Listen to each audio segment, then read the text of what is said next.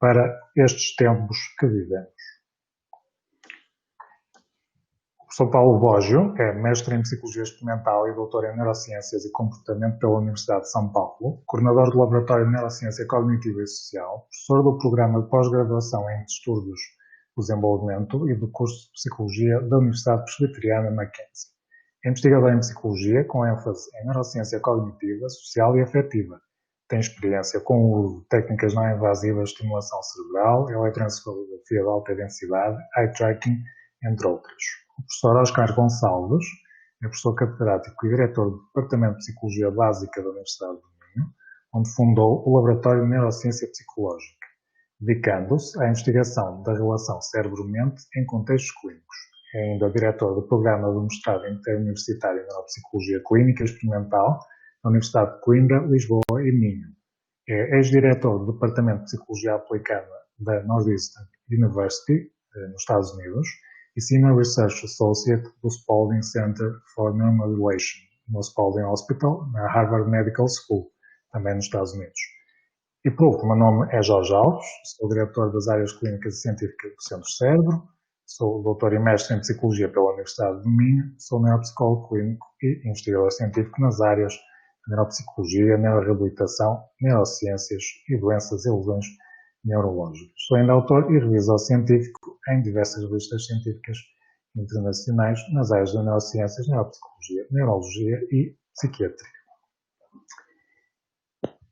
Em relação ao formato, ao guião do evento, após explicar brevemente o contexto deste evento, darei a palavra ao professor Paulo Bógio, que fará a sua apresentação, posteriormente ao professor Oscar Gonçalves e, finalmente, eu farei uma breve intervenção. Iniciamos então. Espero que me consigam ouvir todos, se não, relembro novamente, utilizem o suporte do webinar.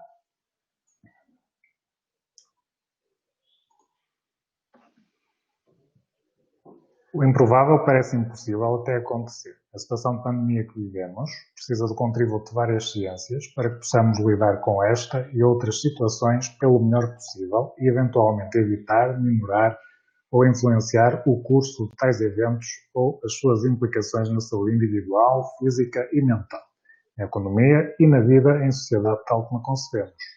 Em face do contexto em que existem polarizações que variam entre extremos de negação e medo paralisante, a informação e os comportamentos também informados podem fazer a diferença.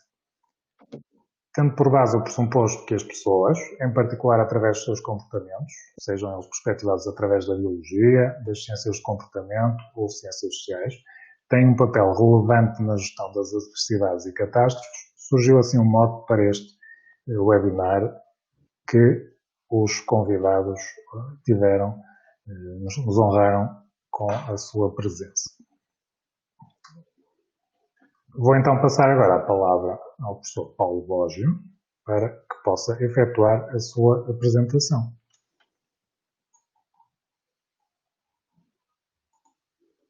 O professor Paulo tem então a palavra. Basta apenas que selecione a partilha de ecrã.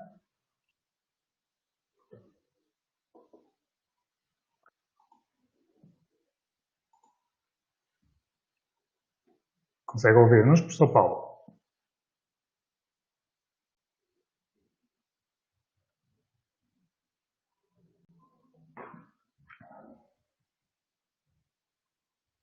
Pronto. Ô, Jorge. Ok, agora já está online de novo. Estava falhando o som, eu não estava te ouvindo.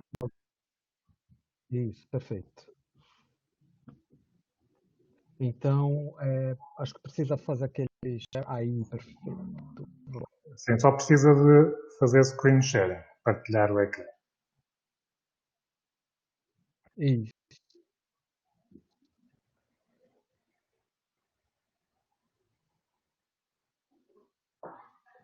Todo mundo vê? Não vê o slide, né? Ok, já estamos a ver a sua apresentação. Jorge, o slide está aparecendo? Perfeito, está ótimo. Então tá ótimo. Bom, primeiro eu queria agradecer o convite para estar nesse webinar junto com o professor Jorge e com o professor Oscar, que é um é uma pessoa que eu admiro muito, pesquisador que eu tenho como um grande amigo e uma grande inspiração nos meus trabalhos, então é um prazer enorme estar aqui junto com vocês, para lidar com esse tópico que é muito relevante, muito importante, que tem desafios, como o professor Jorge bem apresentou, que demanda ação de várias áreas, não só das áreas médicas, mas áreas. Quem acompanha como o Brasil está nos últimos meses, essa discussão, inclusive, do papel das ciências humanas e das ciências sociais, ela aqui ficou muito evidente, porque nos últimos meses a gente começou a ver uma sequência de cortes de verba para projetos nas áreas de ciências humanas e sociais, chegando no limite dessas áreas serem consideradas não prioritárias. Então, hoje, ciências humanas e sociais no Brasil, e principalmente federais, elas estão sendo consideradas como não prioritárias e, por serem consideradas não prioritárias, isso implica numa questão muito prática. Alguns editais a gente não pode concorrer, ou seja, algum acesso a algumas verbas para responder a alguns problemas importantes para a humanidade, a gente não pode porque nesse momento a gente é considerado não estratégico, o que não faz o menor sentido e um pouco, acho que talvez do que eu falar hoje deixe isso bastante evidente. Esse slide que tem aparecendo para vocês vai ser o único slide que eu vou usar, sintetiza vários elementos que eu vou trazer para essa discussão. Esse slide é uma figura que a gente fez, um artigo que foi publicado nesse último mês na revista Human Behavior, um grupo de pesquisadores, são 40 pesquisadores de diferentes áreas, das ciências sociais, das ciências políticas, da antropologia, da psicologia, da ciência, e a ideia é escrever um artigo mostrando exatamente como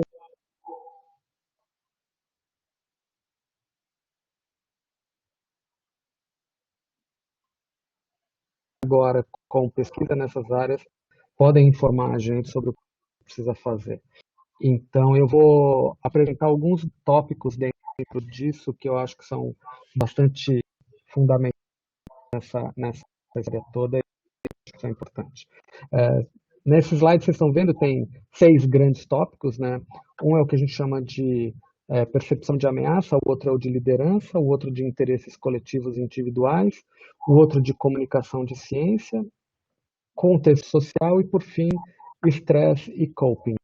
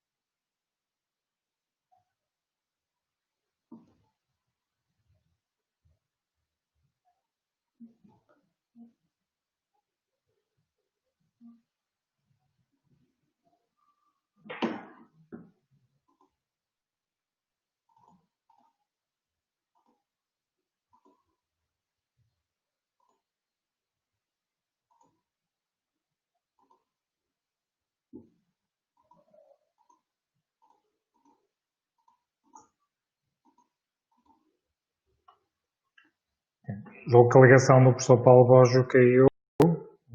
Não estariam a ver. Desculpa, vamos tentar retomar brevemente.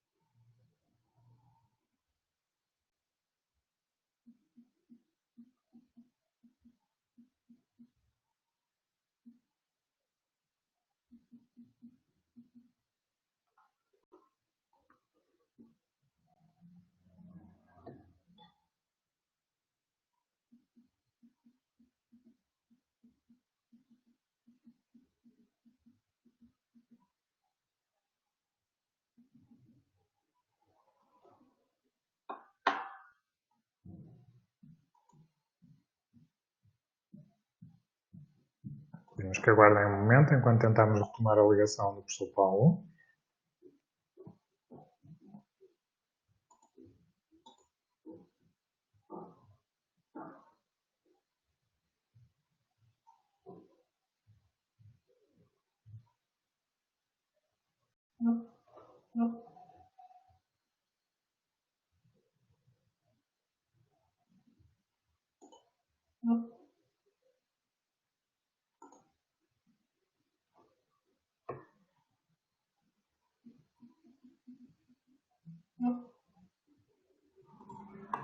Voltou? Conseguimos ouvi-lo agora, professor Paulo, um pouco mal. Talvez a sua ligação à internet esteja com alguns problemas.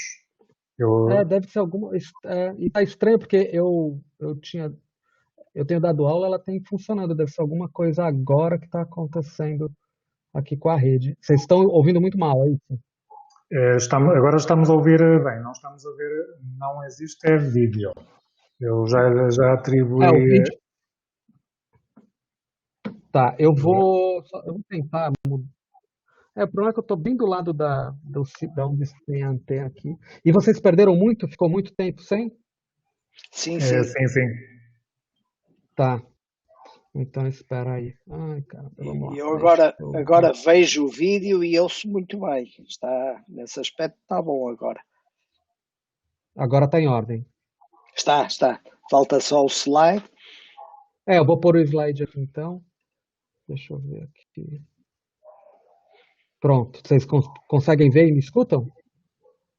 Sim, vamos mas verificar. Slide ainda não vejo. Eu também o slide não. Ainda não. Tem alguma coisa errada.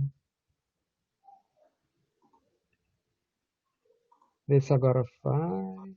Pronto. Ok, agora já iniciou o slide. Deixa eu ver aqui então. E aí tá em tela cheia agora? Agora sim. Tá bom. E então basicamente perdeu tudo que eu fui falando, então, eu imagino. Sim. Grande parte. Tá. Então eu vou retomar e vamos ver agora, torcer para não acontecer isso de novo. Espero que não aconteça. Então, posso seguir então? Sim, por favor. Desculpa pelo. Então tá ótimo. Não, eu que peço desculpas, porque imagina, não era para ter acontecido isso. Então eu vou retomar aqui do início e deixa eu só fazer uma coisa aqui. Tá. Então, o que eu vinha comentando é sobre esse slide. Então, ele é um slide que vem de um artigo que a gente escreveu na Nature Human Behavior, que é um artigo em que a gente discute como que as ciências sociais e as ciências humanas podem contribuir nessa pandemia. Nesse trabalho, a gente abordou 6 grandes temas, um que é o da percepção de ameaça, um é o da liderança, um é o dos interesses coletivos individuais, comunicação de ciência, contexto social, estresse e coping. Né? Então, a gente pegou esses seis grandes temas para discutir. Eu fiz um comentário, não sei se foi logo no início, se vocês escutaram, no Brasil a gente está com um problema enorme agora, que é a consideração de que ciências humanas e sociais não são áreas prioritárias para o governo federal. O que isso significa? As ciências humanas e sociais agora, para agências de fomento nacionais, elas não entram no rol de áreas prioritárias e com isso a gente não consegue obter financiamento para pesquisas nesses tópicos, né? Se a gente foi considerado não prioritário para o governo. E o que eu imagino que essa apresentação vai deixar evidente é o quanto, na verdade, a nossa área é importante e o quanto ela tem muito a contribuir com essa crise que se instalou. Eu vou começar falando um pouco sobre essa questão da percepção de ameaça que eu já vinha falando e vou linkar com todas as outras áreas, né? O cenário que a gente vive agora, ele é obviamente muito, muito ameaçador, né?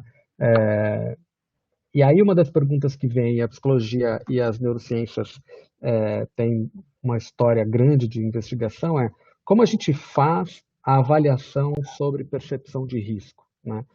Então, imagine que como sujeitos racionais, a gente recebe os elementos que estão vindo do ambiente, a gente processa os elementos em função deles, a gente define se existe muito risco, pouco risco, e em função dessa definição do que é o risco que nos assola, a gente define os nossos comportamentos, né? Ou seja, o que a gente deve fazer? A gente se afasta ou a gente se aproxima? A gente sai de casa ou fica dentro de casa? Então, tudo isso depende muito da percepção de risco que a gente tem com base nos elementos que chegam para a gente. Essa ideia, ela parte de um modelo de que o homem é um sujeito completamente racional e que os elementos que estão no ambiente chegam para a gente de uma forma muito cristalina. Então, eu sou racional, os elementos são claros, eu junto todos eles, faço uma computação e tenho no final uma percepção de risco de muita precisão. E com isso eu posso ter comportamentos adequados para responder esse cenário. A questão toda é que nem os elementos que chegam para a gente são tão cristalinos assim, eles vão depender de um dos itens que a gente discute, que é comunicação de ciência, contexto social, liderança, e nem o ser humano é tão racional quanto a gente imagina, pelo contrário. Então, uma das coisas que a psicologia e as neurociências ensinaram e ensinam muito para a gente, com base nos experimentos todos que vêm sendo realizados, é que boa parte do nosso processamento de informação não é racional, não é consciente, não é deliberado. Boa parte dele é automático. A gente tem uma série de vieses e heurísticas que ajudam muito a gente resolver problemas de uma forma rápida, sem precisar engajar com grande profundidade, o que demandaria muito tempo. Só que esses mesmos vieses e essas mesmas heurísticas, em muitos cenários, eles levam a gente para avaliações erradas. No caso, por exemplo, da percepção de risco numa pandemia como essa, um viés que pode levar a uma percepção de risco baixa é o chamado viés otimista. Então, a gente tem uma crença de que, tudo bem, é muito grave, mas isso não vai acontecer comigo. Esse vírus não vai...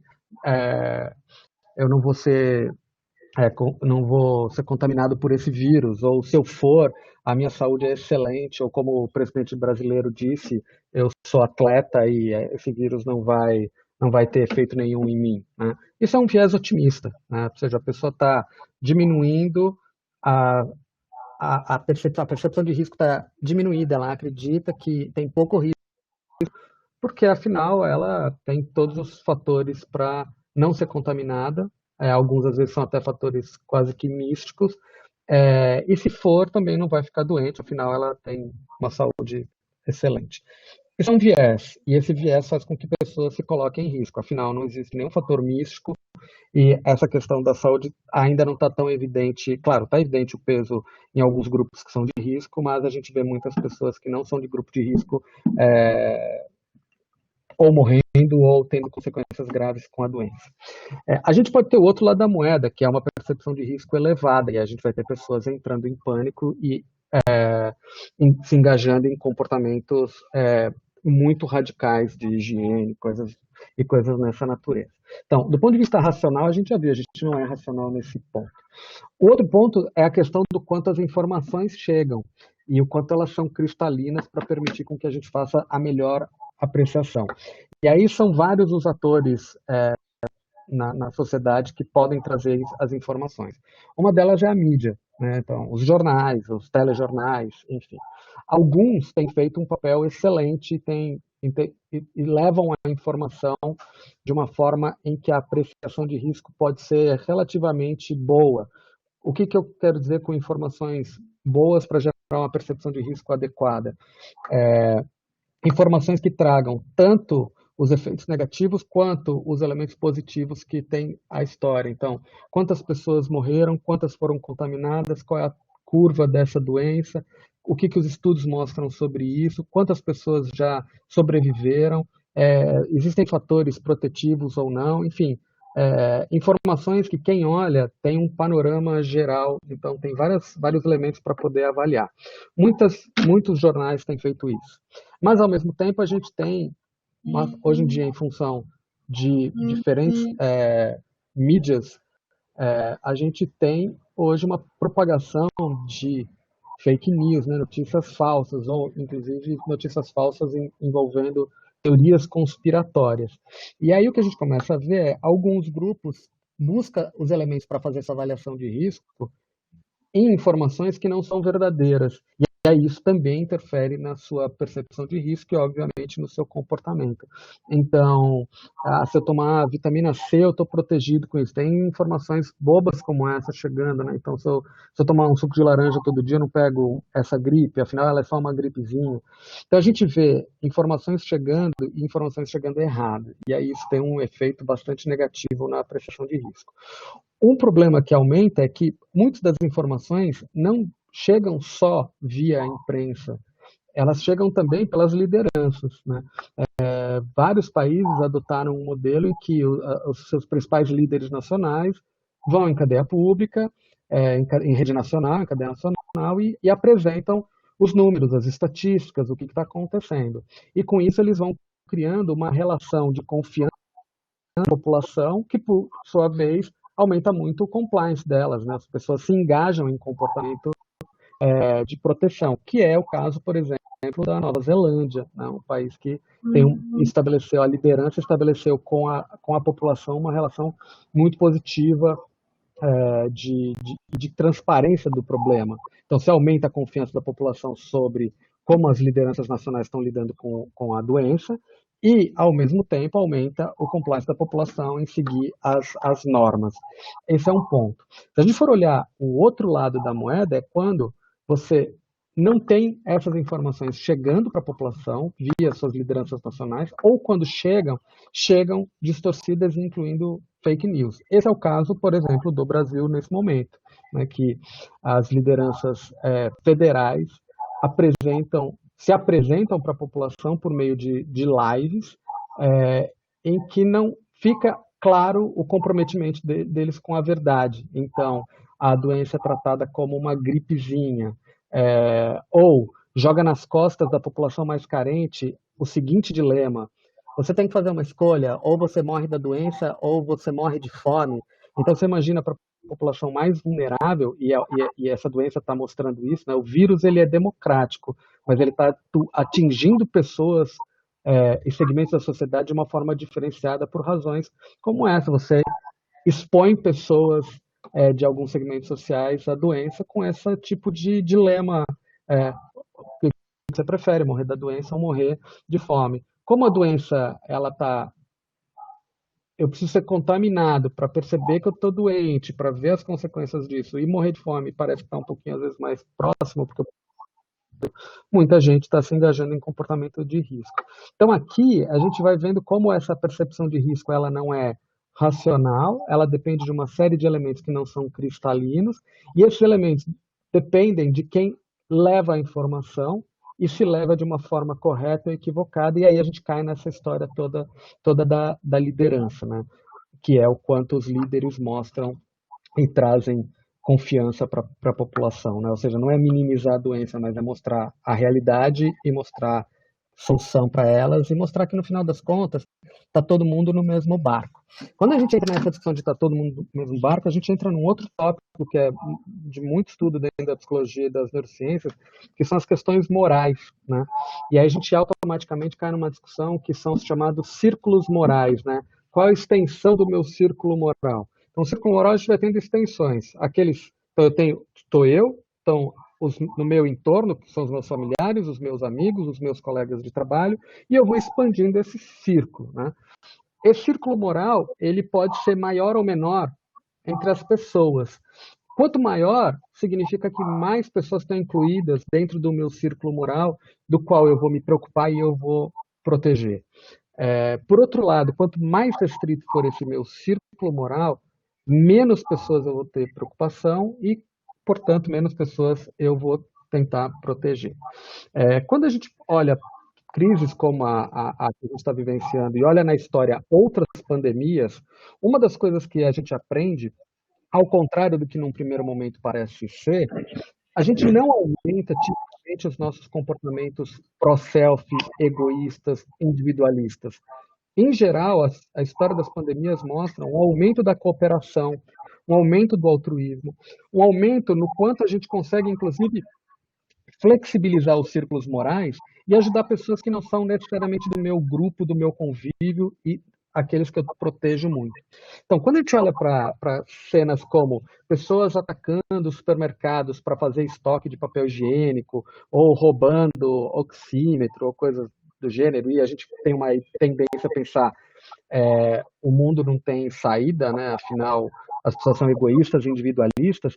Essa é uma parte pequena da história toda. Na verdade, a grande maioria das pessoas, se a gente olhar numa distribuição normal, a norma das pessoas é se engajar em cenários graves, como em comportamentos altruístas, comportamentos cooperativos. Então, quando a gente junta isso com o papel da liderança, qual é o papel da liderança? Mostrar que está todo mundo junto nessa.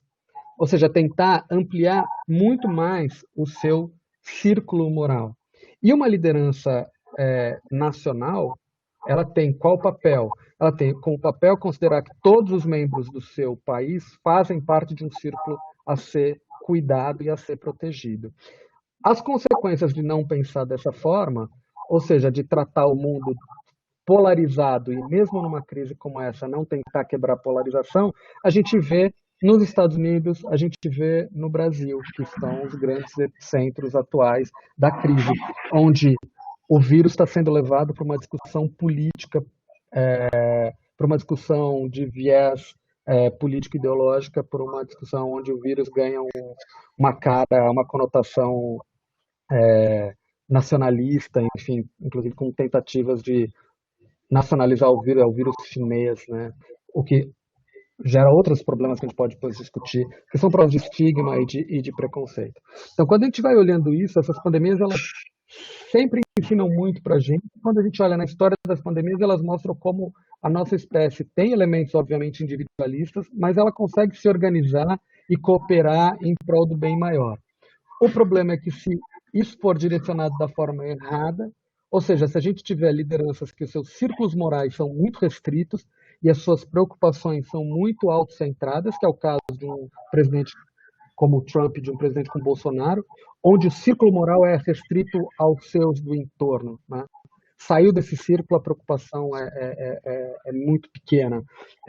A gente vê falas como, o que o senhor acha disso? Hoje o Brasil teve X números de mortes. A resposta é, e daí? O que eu posso fazer com isso? Então, quando a gente vê isso e fala, meu Deus, a humanidade está perdida, não, a gente tem que identificar que essas são figuras específicas. Então, lidar com pandemias como essa dependem das pessoas e dependem das lideranças, e como essas lideranças se colocam. Existem alguns exemplos nessa pandemia que também chamam muito a atenção, que são os casos de países como o Japão, onde, a princípio, não teve processos de cima para baixo, como obrigar a quarentena, lockdown, enfim. E aí muitas pessoas olhando os números do Japão falam, tá vendo? Não precisava de isolamento social. Só que a questão é que se a gente for olhar, a gente vai para esse quadro que está embaixo de liderança, que é a história do contexto social, em particular para a ideia das normas sociais. O Japão não precisou de nenhuma liderança falar que eles precisavam ir para lockdown ou para quarentena. Não precisou orientar a população diretamente sobre isso com uma série de medidas e sanções. Basicamente, a população no Japão, alguns estudos estão mostrando, elas seguiram diretamente a orientação de um outro tipo de autoridade, que é a autoridade científica. Então, elas seguiram orientações de autoridades científicas e as normas sociais deles são muito mais rígidas do que a de países como, por exemplo, o Brasil, que tipicamente quando a gente olha escalas de rigidez, de flexibilidade social, elas são países completamente distantes nisso. Então, esse é um outro exemplo interessante de como algumas culturas sabem lidar bem com situações como essa, porque você tem normas sociais diferentes, você tem regras sociais diferentes, você tem visões culturais diferentes, né? Então, esse é um ponto, né? No Brasil, tem muita gente fazendo uso das informações sobre o Japão para justificar o fim do isolamento social. O problema é que aqui, que tem quarentena, tem uma série de imposições de cima para baixo, nem assim as pessoas estão respeitando ou levando a sério, que é aí esse lado das questões das normas sociais. E, por fim, eu vou só pegar mais um tópico desse slide, desse trabalho que a gente fez, que é como lidar com isso tudo, né? E aí é outra coisa que também a psicologia e as neurociências ensinam muito a gente. Em particular, eu me refiro a uma coisa que é paradoxal dessa pandemia. Para a gente controlar a doença, é exigido que a gente se distancie das pessoas. É exigido que a gente não toque mais nas pessoas. Só que o que a psicologia e as neurociências ensinam a gente é que é uma espécie altamente social, altamente gregária,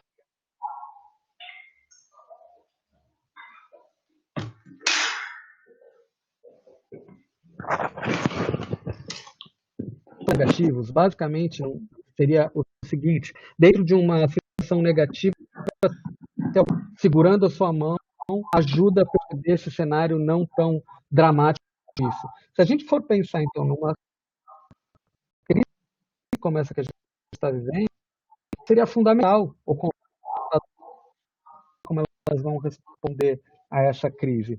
Só que, paradoxalmente, para a gente ficar bem com relação à doença, a gente tem que ficar isolado. A gente tem que pensar, né, a gente traz isso com que as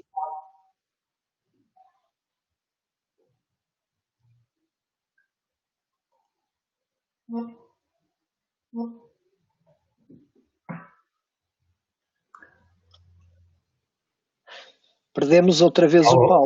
Exatamente, professor Paulo. Não sei se nos consegue ouvir. Eu vou, entretanto, vou avisar o professor. Mas, a ligação voltou aqui.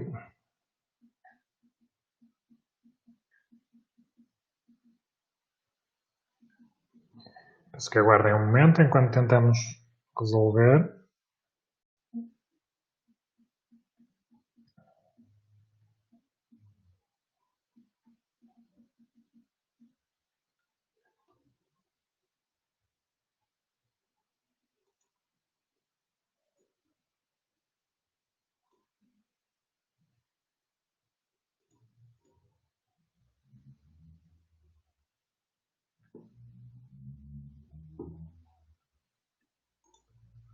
Opa, já voltei aqui. Caiu só agora, né? Conseguimos Foi ouvi-lo só- com dificuldade neste momento, professor Paulo. Não sei se. Deixa eu ver, estão me ouvindo? Sim, Sim, sim. agora conseguimos ouvi-lo. Eu vou passar o ecrã para o professor Paulo, então, neste momento. Tá Foi bom. só na E uma parte coisa, foi só final. no finalzinho. Ah, Sim, sim. ótimo. Então eu vou já fechando já. Não precisa nem colocar o slide agora, já é o finalzinho já, Jorge. Ok. Em todo caso, passei-lhe o ecrã, se porventura quiser. Mas já, Ótimo, obrigado. tudo bem. Então, só para fechar, essa questão paradoxal em que o que a gente precisa fazer para se proteger é exatamente aquilo que, do ponto de vista da saúde mental, a gente não deveria fazer, que é se isolar das pessoas, né? Então, resiliência, bem-estar, responder de maneira a proteger nossa saúde mental depende muito das relações sociais. Então, a gente discute muito essa onda da doença e as eventuais novas ondas, quando a gente começa a flexibilizar e as pessoas começam a voltar para a rua e se encontrar com os outros, mas tem algumas ondas que já começaram e elas vão ficar, eu imagino, muito evidentes, que são as ondas relacionadas à saúde mental. Então, aumento de quadros de depressão, de ansiedade, nas pessoas que estão na linha de frente, médico, enfermeiro, fisioterapeuta, enfim, todos que estão na linha de frente, eu imagino, inclusive, quadros de transtorno de estresse pós-traumático. Se a gente for pegar, por exemplo, na crise do Ebola, a quantidade de pessoas que desenvolveram transtorno de estresse pós-traumático é brutal. Tanto que lá eles discutiram muito isso, essa segunda onda, que é a onda da saúde mental. Por quê? Porque você tem pessoas, desde o camarada que está na linha de frente, sabendo que ele tem uma ameaça real de ser contaminado de uma doença que tem uma potencial letalidade, até a pessoa que está em casa, que é o familiar, que não sabe o que pode acontecer com o seu ente querido, né? Então a gente tem essas várias consequências. Então eu acho que isso é algo que a gente tem que estar muito atento, que são as ondas de saúde mental, de problemas de saúde mental. E a gente que é da psicologia e das neurociências, acho que a gente tem que estar muito atento a isso para tentar o quanto antes começar a atuar nisso. Então era um pouco isso, trazer esse panorama geral. Agradeço novamente, Jorge, peço desculpas a todos aí por por essas falhas que aconteceram aí na internet. E um prazer estar com vocês. Obrigado, professor Paulo, pelo contributo. O prazer é obviamente, nosso, meu, em nome também do Centro Cérebro, tê-lo connosco e ouvir a sua perspectiva. Ok.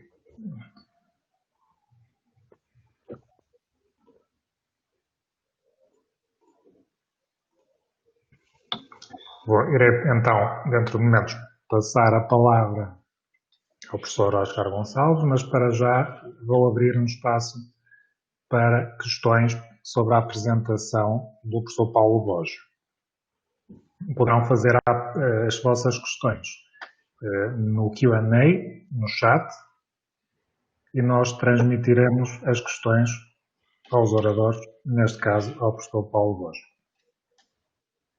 Vamos então dar aqui cerca de 1 minuto para ver se surgem as questões.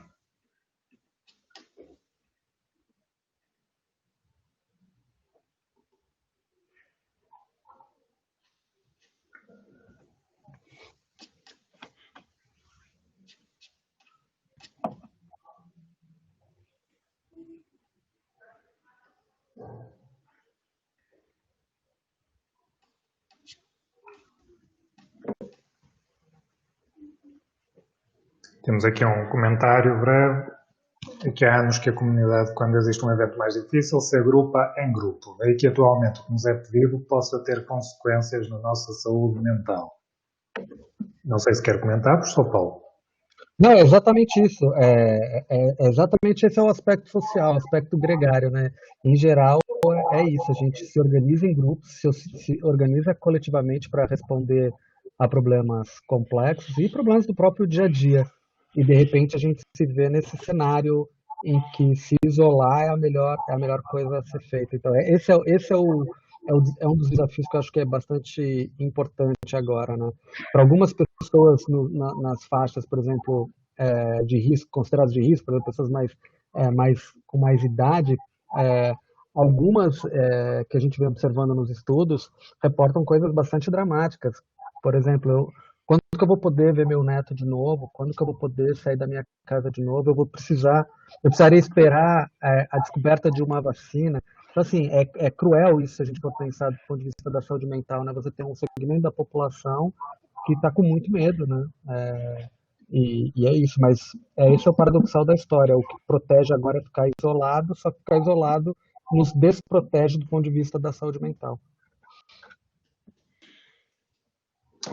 Ok, obrigado. Temos agora uma outra questão. Temos então 2 linhas ou ondas, a da doença Covid e da saúde mental. Como podemos ter em conta as 2 ondas na prática da prevenção? Não, perfeito. É do professor José Ferreira Alves. Um abraço, professor. Apenas referir, professor Paulo, se pretender partilhar o seu vídeo, poderá eventualmente partilhar o ecrã completo e para que os assistentes vejam esse pequeno ecrã que tem de vídeo. Pode ser. O que eu faço aqui? No Start Sharing. Tá, deixa eu ver, eu só não estou achando onde ele está. Eu estou vendo. Eu estou a ver o Paulo. Sim, julgo que alguns dos participantes não estarão a ver, alguns pelo menos, que tinha aqui essa indicação. Eu estava a procurar uma solução alternativa. Ok. Desculpe lá. Estar-me a meter, mas eu estou a ver. Deixa eu ver aqui. No meu aqui eu não vejo onde fazer isso. Deixa eu ver aqui. Sim, mas se não for possível. Não, mas tudo bem. Então, professor José, é bem importante isso, né? Essas 2 ondas e o que a gente pode fazer com elas. Algumas alternativas para isso envolvem um investimento dos próprios governos para aumentar. Porque se a gente for pensar, muitas pessoas vão conseguir acesso psicoterápico, inclusive por teleconferência, né? Então, no Brasil, isso está sendo muito utilizado. A questão toda é que, de novo a gente vai criar um problema relacionado à desigualdade, né? Quais são as pessoas, e aí eu falo da perspectiva de um brasileiro que mora num país com muita desigualdade social, né? Qual é a possibilidade de que grande parte da população consiga ser atendida por videoconferência, né? Por atendimento, por telemedicina, coisas do gênero, para ter a saúde mental sendo cuidada. Então, uma das questões é, óbvio, aumentar esse tipo de ação, de teleatendimento, mas a outra é de um investimento no setor público para, ao invés de considerar essas áreas como não prioritárias, colocar essas áreas também, claro, dentro do que é seguro, né, para a doença, mas colocá-las também atuantes no combate. Então, nesse momento em que a gente tem vários grupos de trabalho em vários países se organizando, né, então você tem os médicos, você tem os fisioterapeutas por conta das questões respiratórias, enfim, você tem os enfermeiros e tal, essas equipes elas já poderiam e já deveriam contar com psiquiatras e psicólogos ali já direto atendendo, seja as pessoas que estão sendo internadas, sejam as pessoas, os familiares que estão perdendo seus entes queridos, enfim. Mais ou menos como é feito quando a gente tem os desastres, né? Tem uma queda de avião, imediatamente você já tem grupos de trabalho de profissionais da saúde mental abordando e trabalhando com essas famílias. Aqui o que a gente tem são acidentes diários de avião, né? No Brasil, ontem foram 1.000 e tantas mortes. Praticamente são 2 Boeings caindo, então são acidentes de avião diários. Mas se a gente não tiver uma ação rápida, a gente só vai fazer com que essa onda, quando vier, venha muito forte. Então, eu acho que precisaria realmente ações coordenadas governamentais, onde profissionais da área da saúde já começassem a ser envolvidos, né?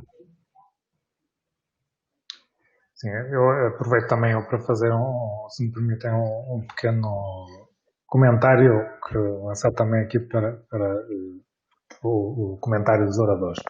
Por exemplo, a ligação, não é, entre a doença Covid e a doença mental, não é, que podemos até eventualmente, não só pelas consequências, não é, da doença, seja mais moderado ou mais severo, seja também o impacto que causa enquanto sociedade e indivíduos, mas é possível mesmo que possa ter um contributo, e digo isto após rever também a literatura, mesmo um contributo neuropsicológico em alguns indivíduos, tal como outras infecções víricas. Ou seja, aqui a saúde mental é todo um contínuo de efeitos, e também gostava aqui de ouvir, obviamente, a perspectiva do professor Paulo Borges e do professor Oscar, se não se importar, obviamente. Não, isso é perfeito, Jorge, até porque já logo no início da pandemia já começou a ficar evidente que ela tinha alguns efeitos em alguns sistemas neurais. A princípio era uma discussão muito restrita às questões olfatórias, mas começou a aparecer quadros relacionados a epilepsias, quadros relacionados a disfunções cognitivas, muitos pacientes com acidente vascular encefálico. Então, aqui a gente começa a ver que essas outras curvas dos que sobrevivem também vão precisar de ação da área da neuropsicologia, sem sombra de dúvida. Eu acho que isso é fundamental. Sim. Fundamental. Essa é uma questão, de facto, até quando na conversa inicial, não é? Eu dizia até a certo ponto a um colega, se afeta o olfato, uma função sensorial, é até bem provável que possa afetar o sistema nervoso central, não é? As funções cognitivas, faz sentido do ponto de vista localizacionista, não é? E de facto também seria de esperar, tal como outras tipologias de dano causado por elementos víricos. Não é nada de novo, digamos assim, é apenas novo porque se trata aqui de uma doença não nova, mas agora conhecida e mais alargada pelo público. Sim. Okay. Sim. Não sei se o professor Oscar tem algum comentário também sobre esta questão.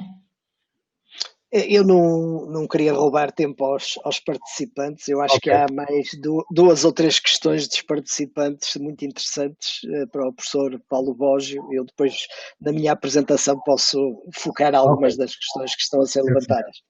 Ok. Então, temos aqui mais questões. Acha possível que uma segunda vaga do Covid poderia ter impactos ainda mais negativos na saúde mental da sociedade? Vaga é onda, né? Sim, sim. É onda, Tá bom. sim, sim. Sim, É sim, onda, é. tá ótimo. O português brasileiro aqui não fazia. Tá. Então, acho que é possível uma segunda onda para mais impactos negativos na saúde mental.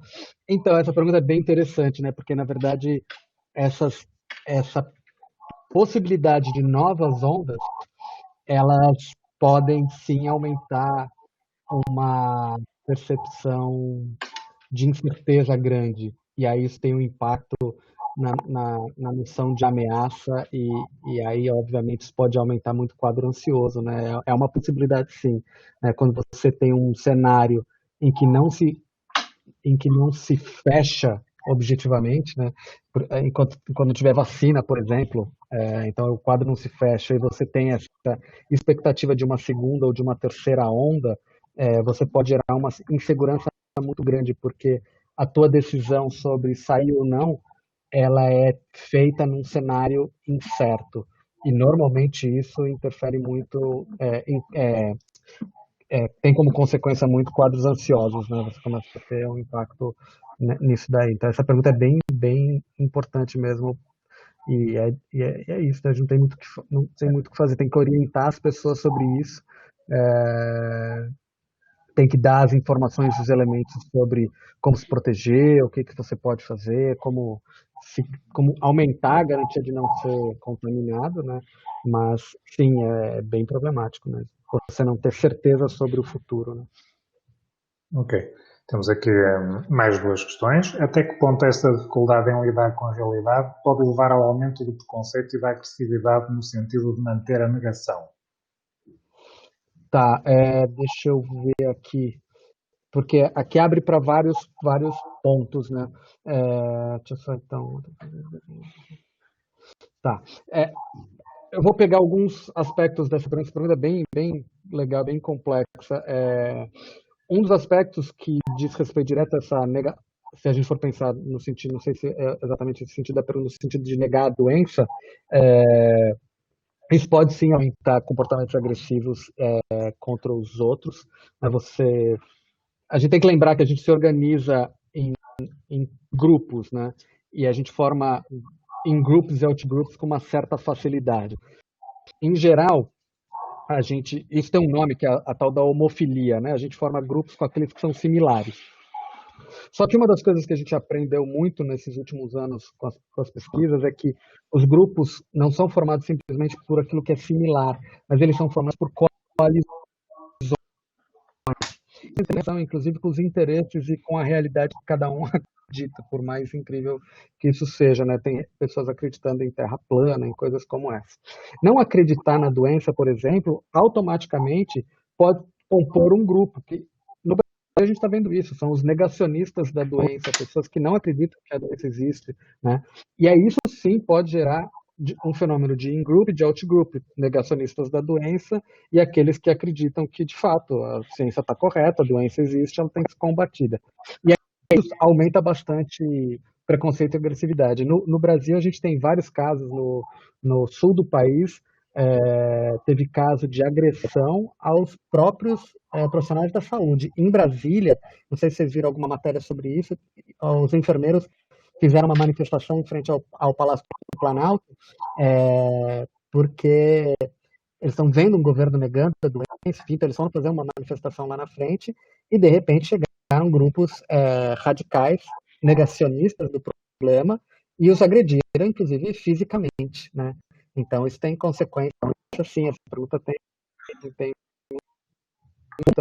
que é de preconceito e agressividade, aí não é com a negação da doença, mas assim quando a gente estigmatiza e rotula de onde é a doença e quem é o culpado, que é essa tentativa Estados Unidos e China, né? Então, os Estados Unidos tentando jogar que o vírus é da China, quando eles sabiam e não contaram para a gente, eles queriam. E aí começa, inclusive, a abrir margem para as teorias de conspiração, e uma delas que circula muito, ela é muito forte, que é a ideia de que o vírus foi desenvolvido em laboratório chinês para quebrar a economia mundial, né? Então chega nesse nível, né? Então São fenômenos que vão aparecendo, sim. Okay. Temos então também outra questão. Professor, na sua opinião, como a comunidade científica deve agir para informar a população com conhecimentos científicos e enfrentar essa onda de fake news e discurso anti-ciência que estão ganhando espaço na mídia? Tá bom, Rafael, né? Perfeito. Rafael, essa pergunta é ótima também. Durante muito tempo a gente sempre teve muito aquela visão de que o cientista estava na sua torre de marfim, distante da sociedade, e ele se comunica de uma forma que ninguém entende, enfim. Isso começou a mudar muito nos últimos anos, mas, ao mesmo tempo, é muito exagero, às vezes, a gente pensar que o próprio cientista vai ser o próprio comunicador da ciência para a população geral, né? Você coloca todo o peso nas costas do cientista. Então, o que a comunidade científica, eu pelo menos acho que ela deve fazer? Ela deve, e hoje, considerando isso, ela deve ter equipes multidisciplinares dentro da própria equipe, ter comunicadores de ciência, pessoas que pessoas que têm formação em ciências sociais, pessoas que sabem falar para o público, para levar essas informações de uma forma bem transparente. Eu vou dar um exemplo no Brasil também, que é onde eu conheço bem, obviamente, que está ajudando muito nessa crise toda, que é um instituto que foi criado por uma pesquisadora de biologia, de biologia molecular, na verdade de virologia, inclusive, que criou um instituto chamado de Instituto Questão de Ciência. E esse é um instituto que eles levam ciência de uma forma muito correta, então os artigos são feitos ou por jornalistas, ou até às vezes por cientistas, para levar ciência de uma forma mais ampla para a população, para tentar um pouco combater esses movimentos anti-ciência. Então, tem sido, nos últimos anos, essa revista divulgou vários trabalhos que não são técnicos nesse sentido mais que a gente conhece, mas mais de divulgação, sobre o que é reiki, o que é terapia de floral, ou seja, quantas essas coisas são fake do ponto de vista da ciência, né? E esse ano com a Covid, esse grupo, esse Instituto de Ciência, eles estão liderando no Brasil a discussão sobre, por exemplo, o uso da cloroquina, né? Contrários ao uso, né? Obviamente, porque o governo federal, por exemplo, quer colocar isso como protocolo de saúde. Qualquer um que tenha já toma cloroquina. E a gente está vendo os estudos, eles mostram que não só tem o efeito positivo que se imaginava antes, não tem, como traz uma série de efeitos colaterais bastante negativos, inclusive para o sistema cardiovascular.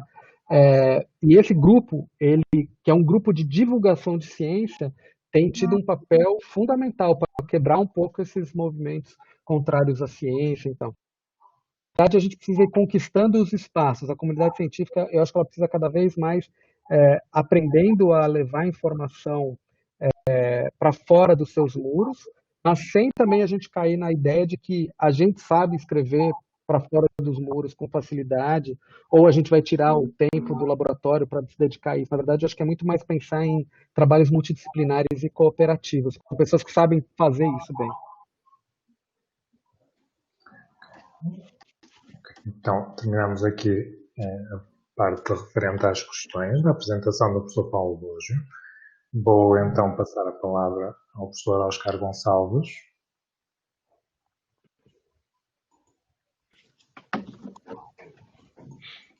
Agradecemos obviamente as questões e, portanto, passo agora a palavra ao professor Oscar Gonçalves. Muito obrigado, Jorge. Muito obrigado por este convite. Eu queria agradecer e dizer que é com enorme prazer que estou com estes dois amigos, o Jorge Alves, que tem feito um trabalho excepcional no seu centro cérebro, e o meu amigo Paulo Boggio, com saudades dos nossos trabalhos e dos nossos encontros no Brasil e em Portugal. A minha apresentação hoje é unicamente uma reflexão, quero que ela seja vista unicamente como uma reflexão psicólogo desta pandemia. Uma perspectiva diferente que espero complementar em relação àquilo que o que o professor Págio nos teve aqui da regulação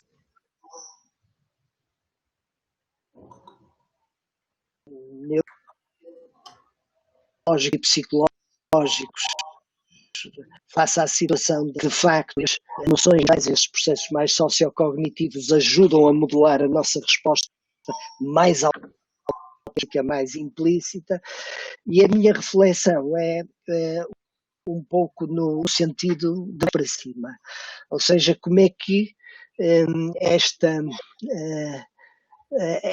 situação nos coloca, eu diria, metaforicamente próximo do vírus, ou seja, próximo da evolução, próximo dos mais básicos de sobrevivência.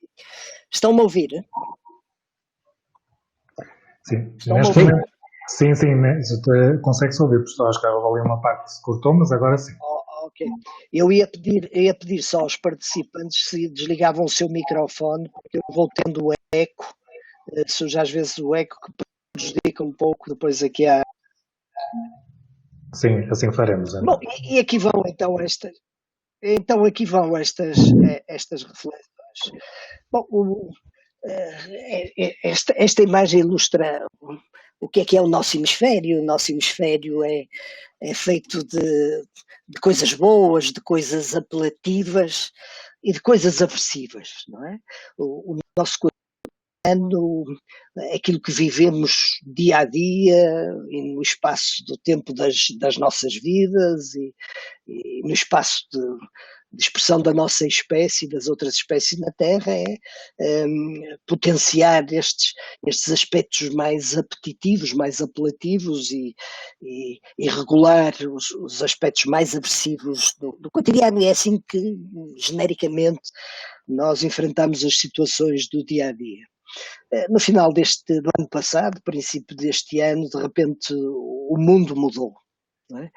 E mudou de uma forma global. É uma coisa curiosa, até agora tinha-se falado tanto na globalização, e eu nunca senti tanto a globalização como agora, e foi uma globalização de um sentimento de perigo, de catástrofe, de tragédia mesmo, dominado de facto por este pequeno, mas altamente ofensivo vírus, que de repente balanceia as coisas num determinado sentido. E o nosso cérebro é um pouco como o hemisfério do nosso planeta, não é?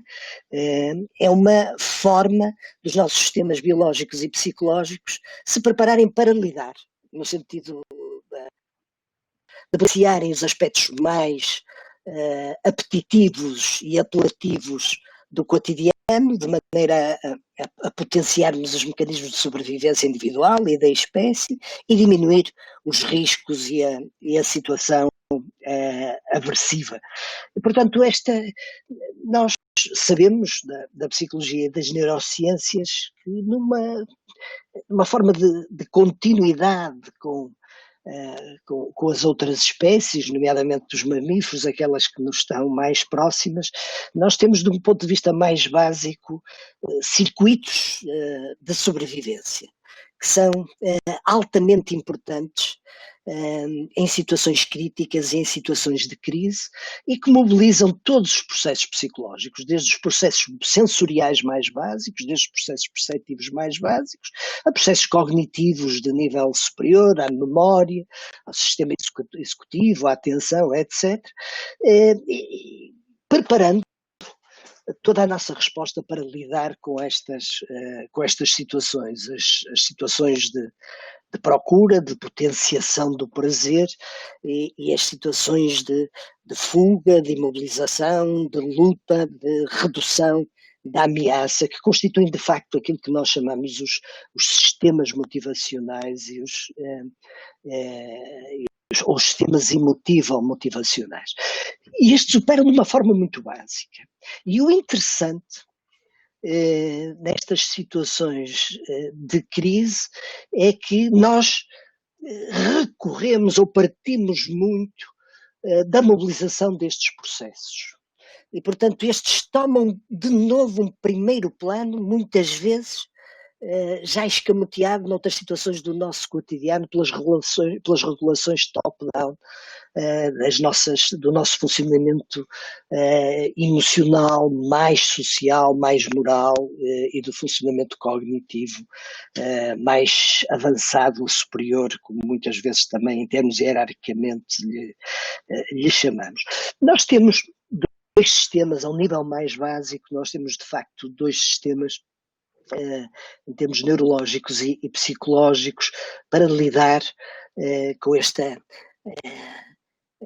bipolaridade do mundo. Um sistema mais defensivo, que é disputado pela visão de situações de ameaça, aqui uma situação típica de sangue, de mutilação, que nos predispõe não só, mas essenciais para respostas de imobilização, respostas de fuga, de respostas de luta, chamado freeze, fight, flight, response, mas temos também um outro sistema básico e que é importante, que constitui uma das dimensões importantes destes circuitos de sobrevivência, que é o sistema apetitivo na tradução, Appetitive System, do original em inglês, não sei se deveríamos traduzir mais por apetitivo ou apelativo, que é um sistema que nos prepara para reagir àquilo que o professor Paulo falou, do contacto com o outro, da interação com o outro, do cuidado ao outro, da exploração do mundo, da sociedade e do mundo com o qual interagimos. E que é muito disputado por estes sinais. Esta imagem é uma imagem poderosíssima, com a anterior, que é mobilizadora do sistema defensivo. E, portanto, no nosso cotidiano, nós vivemos com um balanceamento destes dois tipos de sistema. Qual que é uma das questões particularmente intrigantes, e qual é o equilíbrio? Não é? Qual é o equilíbrio em velocidade de cruzeiro? Digamos, evidentemente que muita da nossa adaptação depende da capacidade de nós flexibilizarmos a opção e a mobilização de cada um destes sistemas, mas digamos em termos de velocidade de cruzeiro, qual é o balanço que nós temos? Bom, isto está ainda muito por estudar. A reflexão que eu vos faço aqui é uma reflexão com base em alguns dados, mas que merece mais exploração, e de facto dá a ideia, e eu acredito, que existe uma divina proporção, que é uma regra muito curiosa, também chamada a Golden Rule ou Golden Proportion, que está muito presente na organização até da própria estética, não é? Que é esta razão de 1.7 ou 1.618 para 1, que nos ajuda a perceber a arte, a geometria, o equilíbrio, e que define muito as proporções que constituem boa forma, que é uma imagem do Da Vinci em que isto é ilustrado, e curioso da ideia, como já há muito tempo lembrou este nosso colega Robert Schwartz, em termos dos nossos processos de lidar com estas situações de crise, de conflito,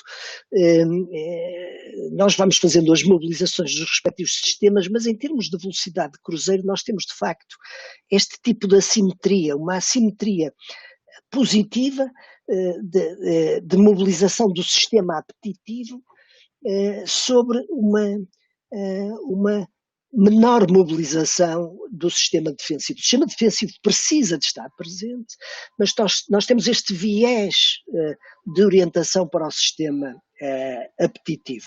Estes colegas identificaram até através da avaliação de processos cognitivos em situações do cotidiano e depois em situações de stress, de como este processo de coping tem este viés, que é mais ou menos uma proporção, eu diria 2 para 1, mas enfim, eles até estabelecem uma métrica mais específica de 1,7, esta divina proporção. E digamos, até ao final do ano passado, nós vivíamos no nosso cotidiano, mais ou menos de uma forma genérica, em velocidade de cruzeiro, nesta divina proporção. O que é que faz esta crise do Covid-19? É a alteração completa deste sistema. Alteração completa, rápida, alteração súbita, e de repente invertem-se os pratos da balança e nós passamos a ter uma hipermobilização do sistema e uma mobilização do competitivo. E, portanto, o que ocorre, aliás, ocorre em qualquer situação da LAR, caracteriza isto de uma forma global, portanto, não é uma crise que nós encontramos no cotidiano por uma situação ou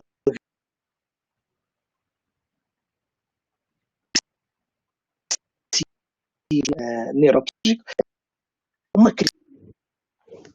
Estamos aqui em Portugal, estamos a falar deste processo rápido de desequilíbrio, portanto, não só rápida, não só global, mas que prometia logo desde o início e tem-se visto continuar no tempo, não é? E passaram já cerca de 6 meses desde o início, ou talvez um pouco mais, dependendo também do país, mas desde o alarme inicial, e portanto a situação de inversão dos pratos da balança que constituem o funcionamento do nosso cotidiano está completamente alterado. E portanto isto vai desencadear uma alteração e uma mobilização do sistema psicológico consonante com todo este sistema defensivo. Desde os processos mais básicos sensoriais, de percepção, atenção, os processos de memória, os processos de autorregulação, de funcionamento executivo, de planeamento, com respostas, mobilização de respostas, de manança de uma mobilização das estruturas, enfim, pegando em estruturas mais de resposta a esta situação de alarme, como a amígdala e projetar desde logo para as regiões de percepção visual mais integrativa dos objetos e dos contextos, influenciada e logo mobilizada por estes sistemas de alarme. E como se diz em inglês, uma down-regulation, um esbatimento da resposta neuronal em estímulos de natureza apetitiva, aqui ilustrada na tendência de uma estrutura como o estriado ventral, através do núcleo accumbens, na reação mais mobilizadora deste sistema apetitivo. Portanto, é isto que se verifica e, portanto, nós entramos rapidamente, subitamente e globalmente num mecanismo de prescrição daquilo que eu chamo os repertórios defensivos Covid-19, em que aparecem os do, não é? Aquilo que nós temos que fazer. E são essencialmente 3 coisas: freeze, fight, flight, não é? Imobilizar, lutar contra o vírus, vamos vencer o vírus, estas imagens, e fugir, não é? Afastar, proteger. Não é? Isto passa a dominar completamente as notícias, as conversas, as redes sociais, as normas do funcionamento do cotidiano, até a investigação. De repente há a ideia que toda a investigação para, e a única oportunidade que nós temos, equipas que faziam investigação em outras áreas completamente distintas, na psicologia, de repente começam a fazer investigação na área do Covid-19 e, portanto, que obviamente é importante nesta necessidade de mobilização geral para resposta ao perigo. E, portanto, esta prescrição é muito importante, como dizia o professor Paulo Rogio, para apelar a esta situação da atenção do nosso sistema psicológico, de percepção, de atenção, de memória, portanto, dar atenção aos sinais de perigo, alerta para os sinais de perigo, relembrar um conjunto de informação importante no sentido dos mecanismos de proteção da ameaça, inibição de um conjunto de comportamentos que podem constituir risco, imobilização de outros que podem potenciar a proteção do indivíduo e, portanto, esta prescrição, que é aquilo que aconteceu numa fase inicial, está ainda a acontecer, é uma prescrição destes sistemas defensivos. E, de repente, todo o sistema psicológico fica dominado por este processo. Já vamos ver as consequências disto. E consequência de inibição do repertório apetitivo, os don't, de que o professor Paulo Borges também já falar. Aqui está no inglês don't explore, don't interact e don't care, não é? Não explores, não interajas e não cuides neste sentido de contactar com o outro, de poder tocar o outro e cuidar até da tua sobrevivência, e manifestado nas prescrições do confinamento, nas prescrições do isolamento social, nas situações de layoff generalizado, com perda das situações do desemprego, das condições mais básicas de sobrevivência. E, portanto, nós temos uma mobilização muito rápida e global do sistema defensivo, potencialmente já crónica, como vamos ver, e uma inibição do sistema apetitivo.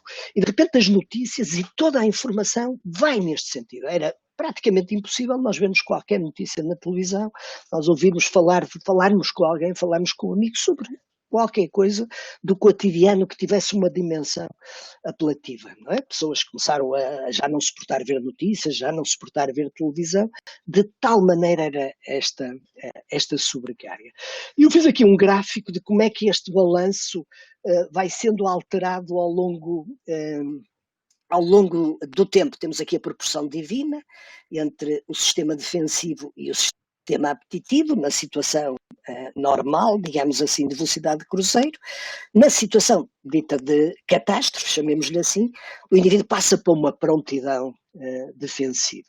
E, portanto, aqui altera-se completamente. Temos uma proporção de 2,5 para 0,5.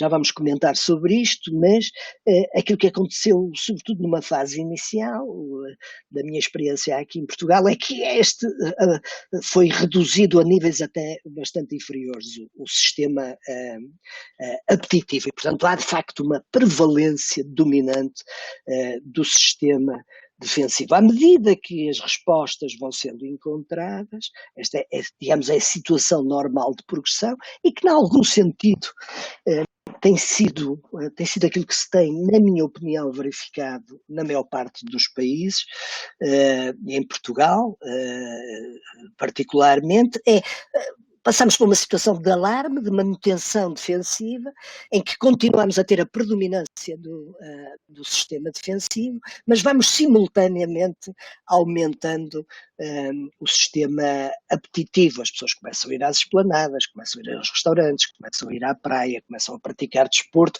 começam a ter o futebol. Não é pelo futebol, eu até não sou nenhum fã especial de futebol, mas é o significado que está por trás disto da procura do reequilíbrio.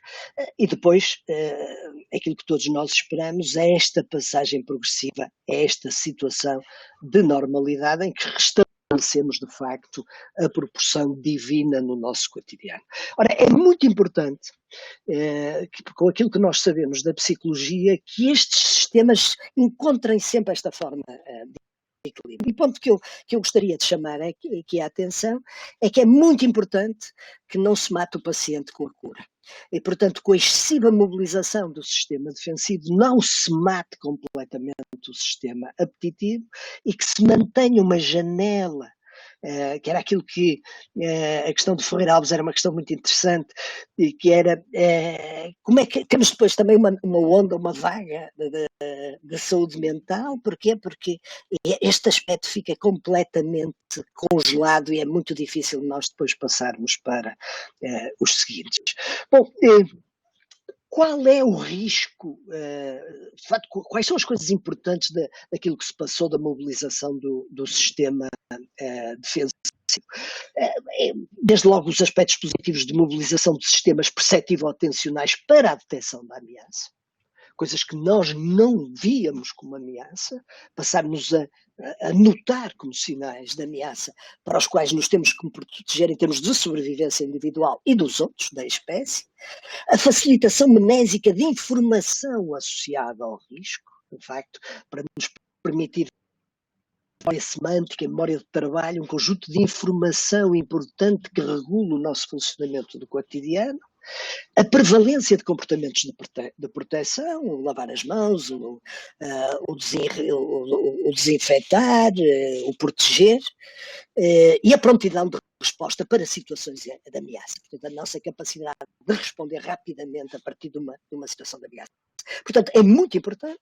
Portanto, aquilo que aconteceu com os sistemas os sistemas de saúde, os sistemas sociais, os sistemas políticos que reagiram bem a esta situação, e foram a grande generalidade, obviamente, foram sistemas que nos alertaram para a importância da mobilização rápida deste sistema defensivo, a importância de manter cada um destes aspectos em linha de processamento. Portanto, em algum sentido, eu faço uma leitura positiva de como foi, nomeadamente aquela que conheço melhor, que é a resposta aqui em Portugal, qual foi a resposta de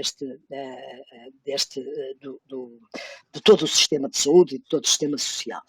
No entanto, é muito importante nós termos em conta os riscos que esta situação como todo medicamento, para ser eficaz, tem efeitos secundários, e em situações de mobilização do sistema defensivo torna-nos vulneráveis a situações de falso alarme, diminui a nossa flexibilidade cognitiva, altera o nosso fluxo temporal e contextual de organização da memória, que é importantíssima na organização da nossa identidade.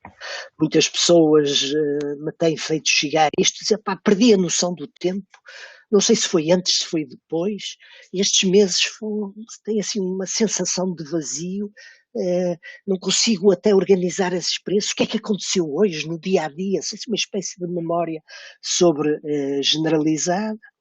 O aumento de comportamentos estereotipados e ritualísticos, aqueles que nós conhecemos como comportamentos mais compulsivos ou obsessivos dos pacientes. Portanto, é muito importante ter a consciência desta dimensão importante e das dimensões negativas, porque estas podem vir a trazer-nos problemas. Com a manutenção dos sistemas, da mobilização dos sistemas defensivos ao longo do tempo, o grande problema não é eles matarem a economia, o grande problema é eles matarem o próprio paciente com o processo de cura. Até porque eles desencadeiam, do seu ponto de vista psicológico e neuronal, ao nível muito, muito básico, ao nível das próprias sinapses, obviamente dependente de características individuais, de vários graus de vulnerabilidade individual, eu diria 2 grandes tipos de situação.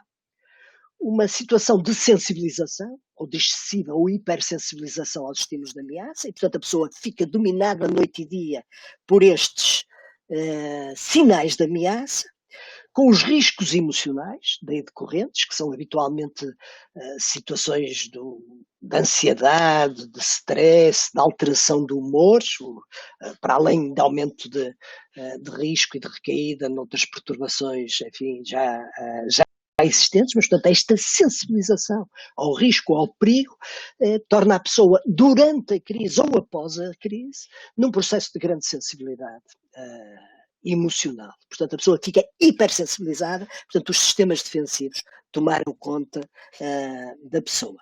Um outro risco da manutenção da ativação do sistema defensivo ad eterno, sem esperança, sem janela de esperança, para um outro tipo de pessoas é a habituação. Não é? E, portanto, deixa de existir resposta ou sensibilidade. E, portanto, o sistema começa a decair na resposta e as pessoas entram numa situação de risco comportamental. Não é? São habitualmente comportamentos impulsivos, comportamentos de risco, a pessoa vai para a rua, não se protege, as festas Covid, de que se começaram a falar, vamos infectar todos, isso já existia no tempo da SIDA, como era sabido, e nós temos os riscos, de facto, desta manutenção do sistema, são sobretudo a sensibilização e a habituação, e portanto que nos trazem riscos em termos de saúde mental muito os individuais e psicopatológicos, e outro que vai ter implicações até na disseminação da própria pandemia. Portanto, agora, do fim, só para dizer que é muito importante e que, em alguns sentido tem vindo a ser feito.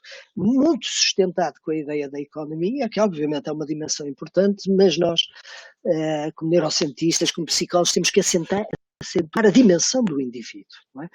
O desconfinar, o progressivamente trazer a mobilização, começar a mobilizar, a criar expansão do sistema apetitivo ou apelativo, se quisermos, é uma forma de sobrevivência emocional.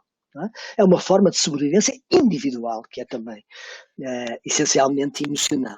E, portanto, o restabelecer o explorar, o restabelecer o interagir e o restabelecer o cuidar. E descobrir até formas, enfim, não são fáceis, de como mesmo nos momentos de catástrofe é possível criar situações em que isto é, no entanto, possível.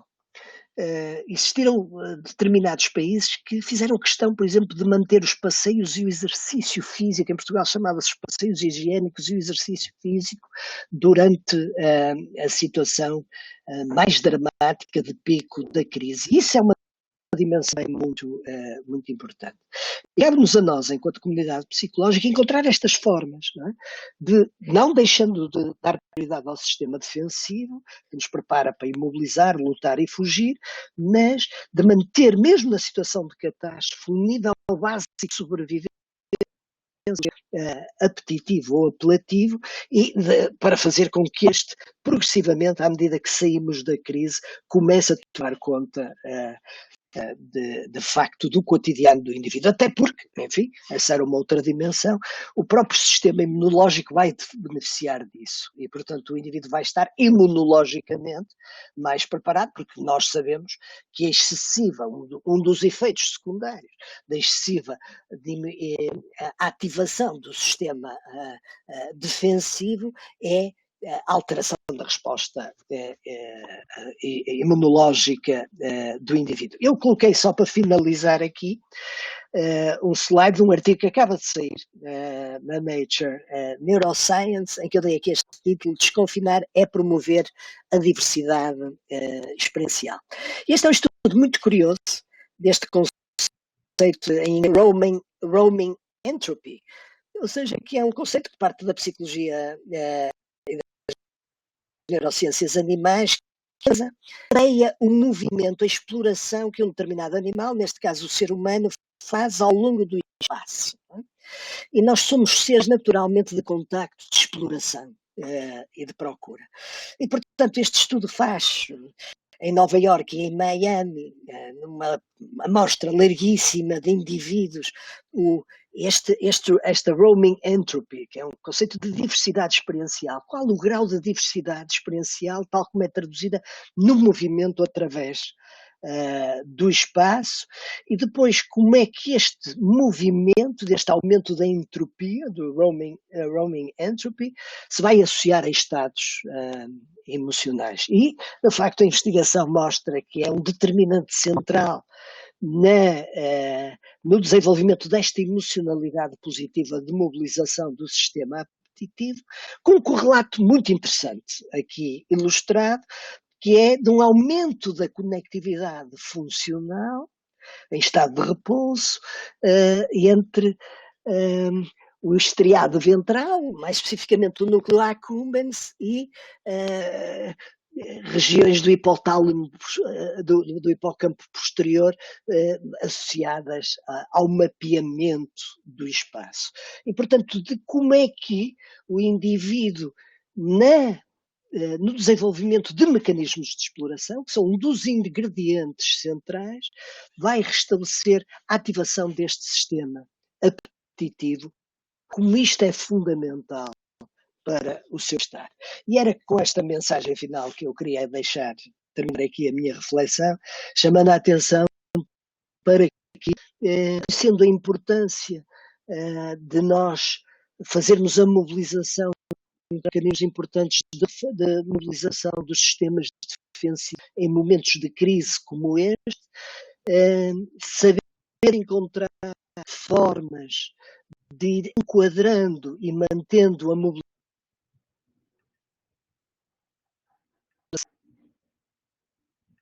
negativos que a sensibilização ou a habituação aos estilos de ameaça podem desencadear ou evitem para a comunidade. Isto é a apresentação.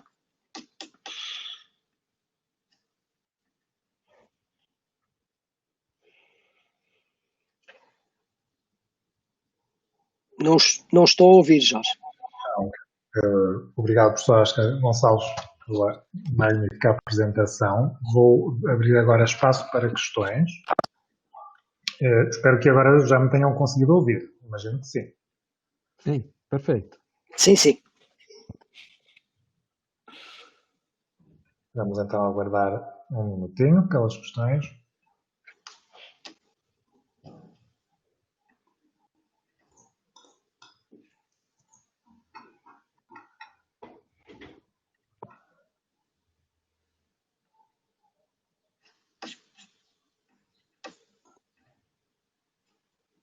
Aproveito eu desde já também para lançar aqui uma questão, entretanto, que acaba por ser um pouquinho uma constatação empírica também no seguimento que o professor Oscar já referiu, uma constatação empírica realmente dos efeitos do isolamento não é? Stress também e eventualmente outras variáveis, que tanto em pacientes como no contacto no dia-a-dia, aparente, embora não mensurável, obviamente, não é esse o intuito, mas uma diminuição realmente da flexibilidade da memória, até das capacidades de linguagem, melhor, da interação, do esperar o tudo, uma vez, não é? Até de interagir, de falar, de facto, é algo que enquanto neuropsicólogo, olhando para as interações, é de facto visível. Aproveito então para dar seguimento aqui às questões. Aqui um comentário. Esta apresentação integrou imensas coisas soltas. É um modelo extremamente interessante para conceptualizar o que acontece com o Covid. É difícil fazer perguntas porque ainda estou a saborear. Permite-me também o comentário. De facto, sim, é um modelo, é uma conceptualização. Ambas as apresentações têm conceptualizações importantíssimas. Não sei se o professor Oscar quer comentar. Eu agradeço este comentário do José Ferreira Alves. Eu acho, e já agora aproveitava, entusiasmado por este comentário, por fazer uma ligação em relação àquilo que o professor Paulo Bógio disse. Não é? É que eu acho, de facto, que a complementaridade, sobretudo o que depois nós sabemos das neurociências mais cognitivo-sociais, que analisam, obviamente, muitos destes processos a níveis mais associativos do nosso funcionamento cerebral e do nosso funcionamento cognitivo, pode-nos dar instrumentos importantíssimos da regulação destes mecanismos.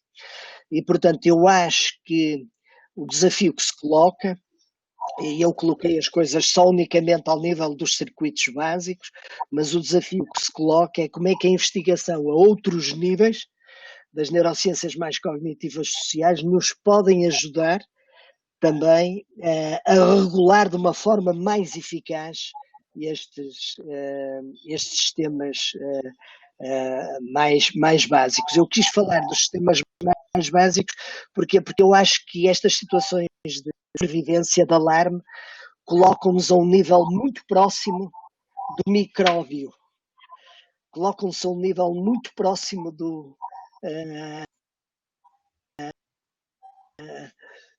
vírus, não é? Portanto, remetem-nos para um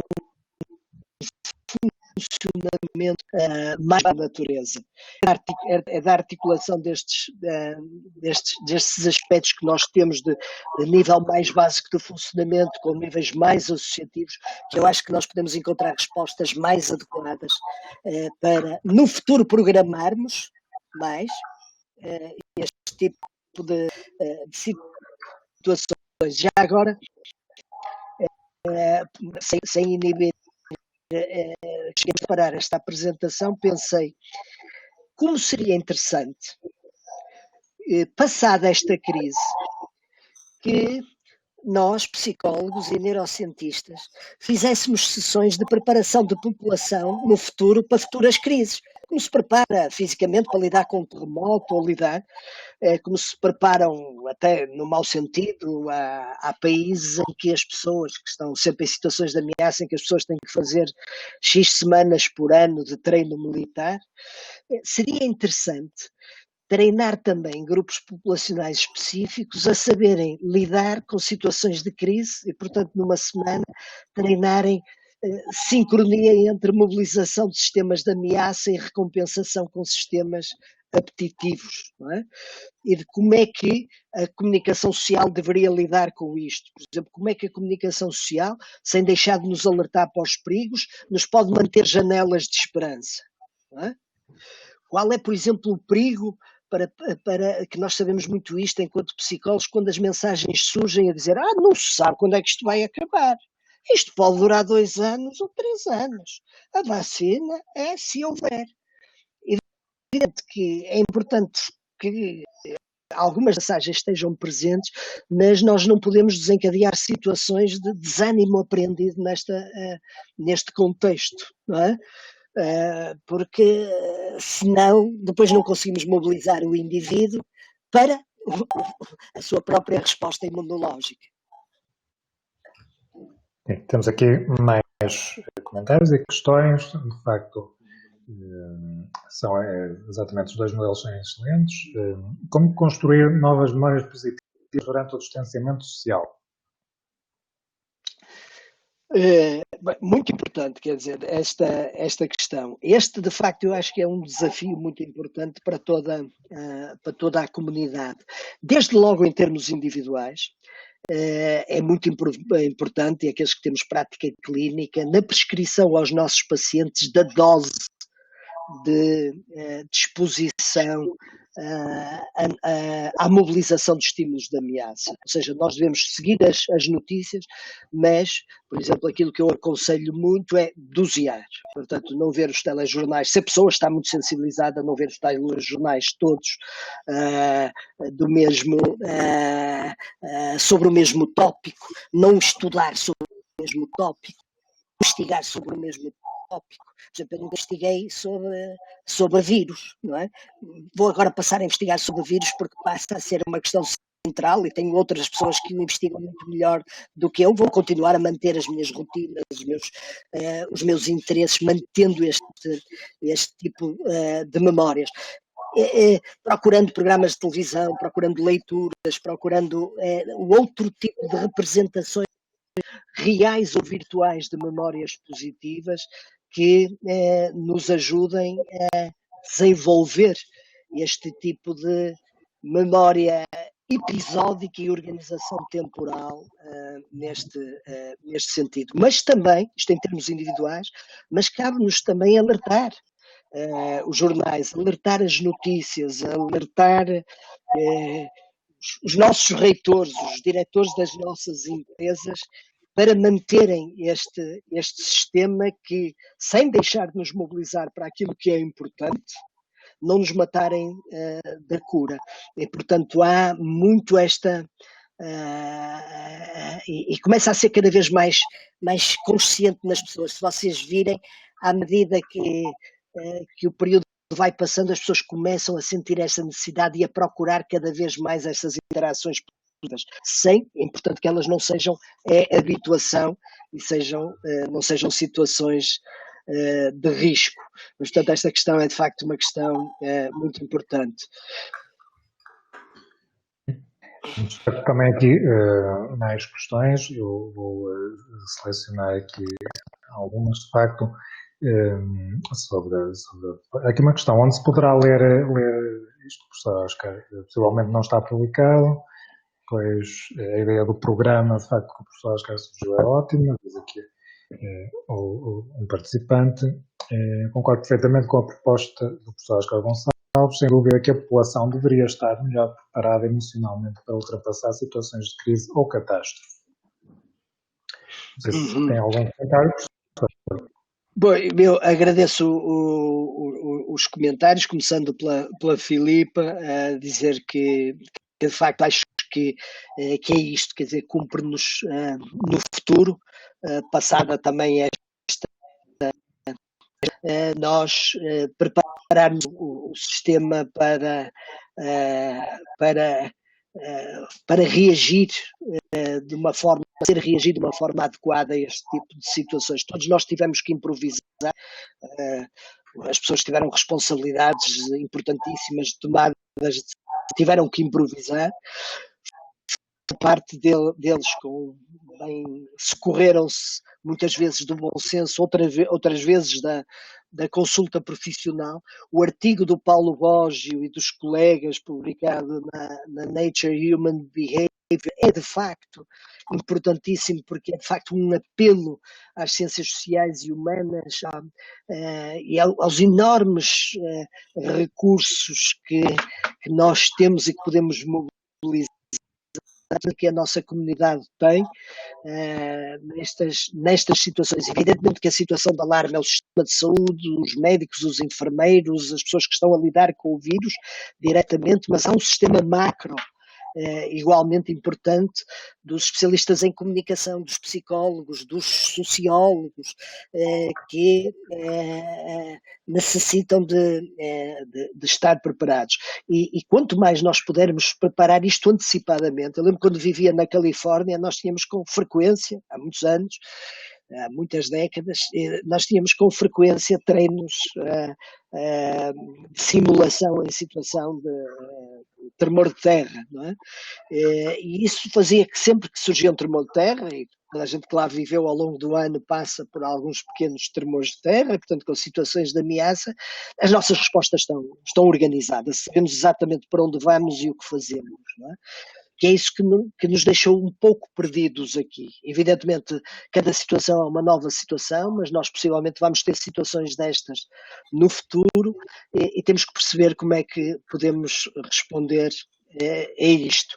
E, portanto, não tenho isto publicado, tenho estas ideias, eu julgo que nós vamos disponibilizar também este webinar, se a coisa for possível, a gravação. Eu, enfim, tenho uma ideia do desenvolvimento de um programa de investigação nestas áreas, que não é propriamente voltada para a questão do vírus em si, mas como é que nós podemos desenvolver um contexto ambiental que seja um contexto promotor do equilíbrio entre o bem-estar e a resposta a sinal de perigo, porque vamos ter que viver sempre no nosso cotidiano com essa dualidade, de maneira a manter aquilo que eu acredito ser este equilíbrio divino. 2/3 mais ou menos de bem-estar por 1/3 de atenção aos perigos com que temos que lidar no cotidiano. Okay. Obrigado mais uma vez pelas reflexões, pelos comentários também, pelas questões. Vou então agora passar para uma breve apresentação também.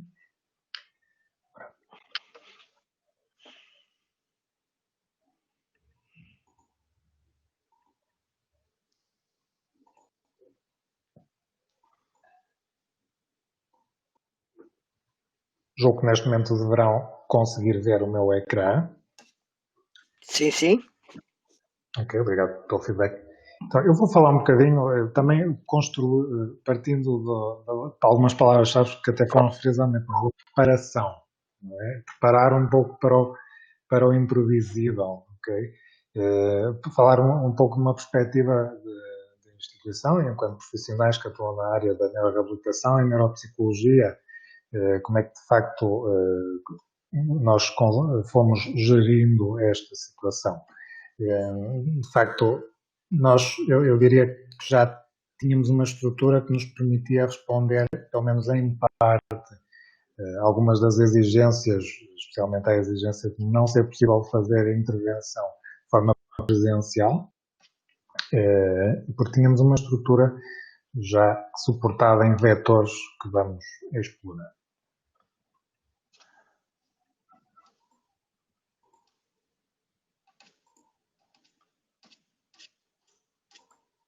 questões de tempo vou saltar aqui alguns slides.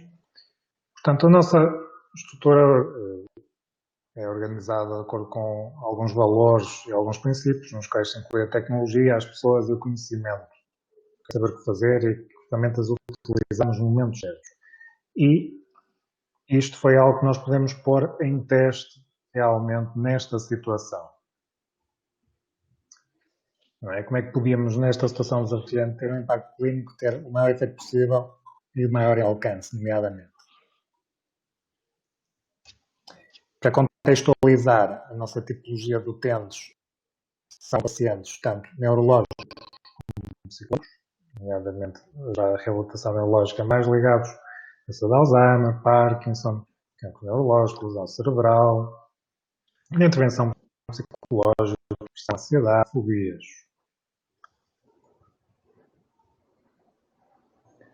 Portanto, o desafio seria e foi mantermos os serviços possíveis a serem disponibilizados às pessoas que tinham as suas necessidades psicológicas e também de estimulação física e cognitiva.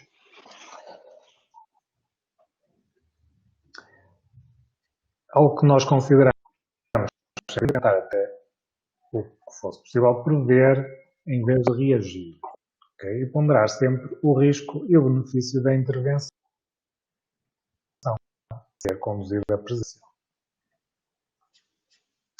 Então tentamos sempre usar a cabeça, usar o nomeadamente frontal, esse planeamento. Então, com abordagens tecnológicas que já existem, já tínhamos estrutura pronta e podemos dar continuidade a muitos dos nossos pacientes no formato também online, nos serviços de psicologia, também de estimulação cognitiva. E aqui é importante referir algo, que apesar do distanciamento físico, de facto verificou-se, a um nível realmente subjetivo e qualitativo, que a relação se mantinha. E as pessoas relatavam-nos, de facto, que não notavam uma perda da qualidade da relação.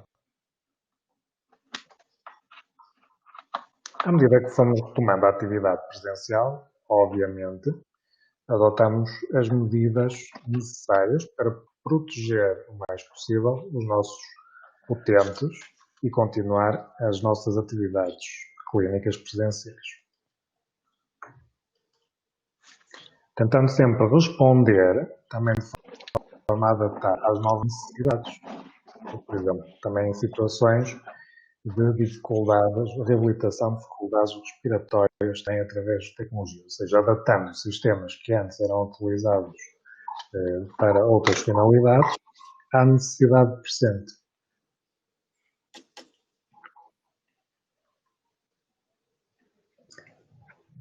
Em suma, e sem me delongar, de facto, a adaptação que nós tentamos e fizemos já foi decorrente de termos princípios e valores estabelecidos.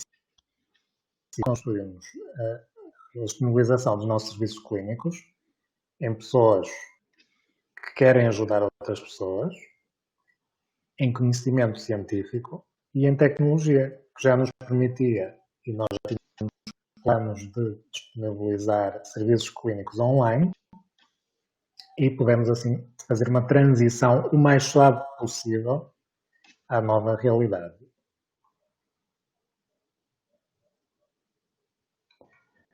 Gostava de deixar aqui também uma frase que julgo que traduz também, que já foi falado aqui durante esta sessão, de facto, para o contributo na área biológica, na área comportamental, na área social, na área neurobiológica. Mas a integração pode e vai nos ajudar muito mais a ultrapassar o problema do que se apenas olharmos para uma dimensão isolada. Esta nova realidade, responder a esta nova realidade, depende do comportamento de cada um de nós enquanto sociedade. Finalizo aqui apenas esta breve comunicação sobre como é que a nossa instituição lidou com os novos tempos que vivemos e abre aqui um novo espaço para dúvidas finais sobre as apresentações que foram feitas. E também para discussão, comentários entre os oradores.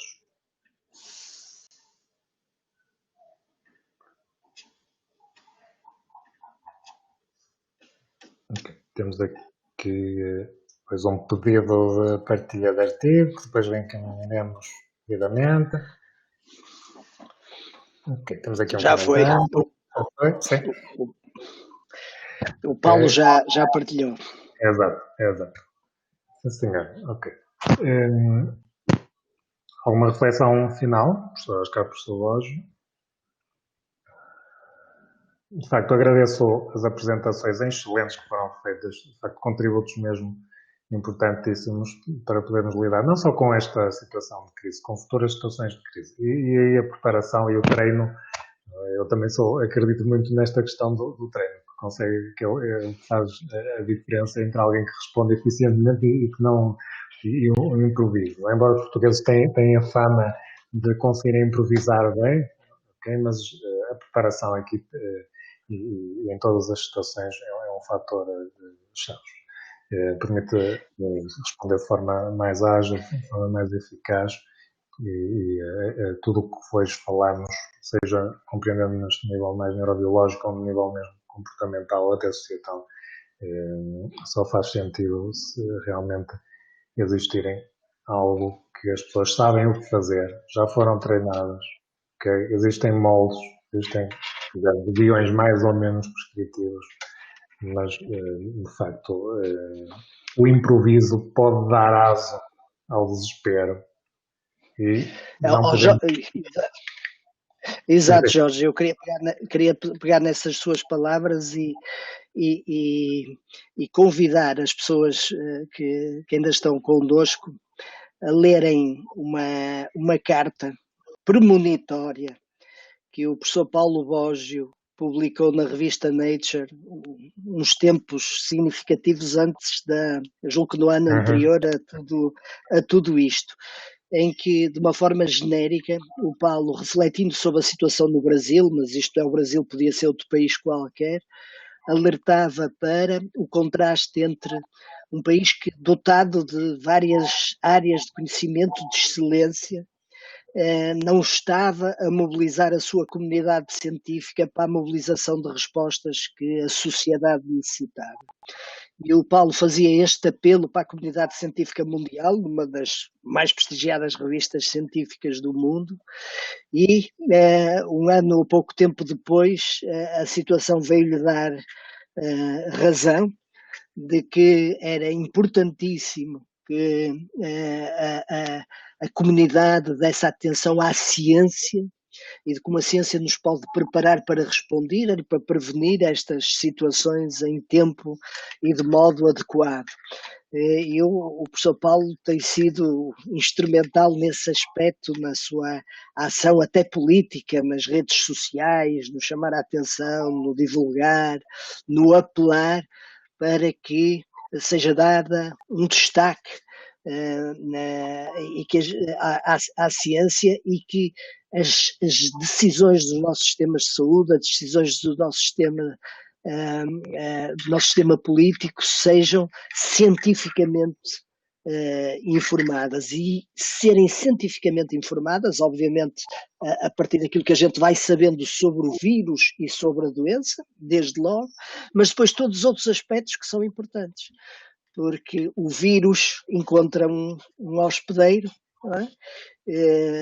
E é preciso que haja alguém que saiba alguma coisa da ciência do hospedeiro, e aí estamos nós.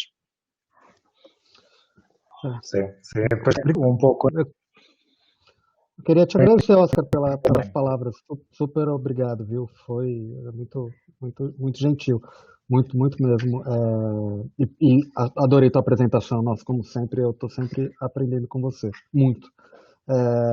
Esse cenário, né, Oscar, do artigo naquela época era exatamente nesse sentido que você explicou muito bem. Era, de certa forma, sinalizar para o mundo que a gente está indo para um caminho muito perigoso de colocar ciência e educação de lado, né? A gente tem excelentes cientistas, excelentes professores, excelentes pesquisadores, mas a gente começou a, isso que é o mais curioso, né? Democraticamente ter líderes que negam cientistas, que negam a pesquisa. É engraçado, eu estava relendo o livro da Hannah Arendt, né? E tem sobre o totalitarismo, né? E tem uma das passagens que é mais premonitória ainda, porque já estamos falando de um século, né?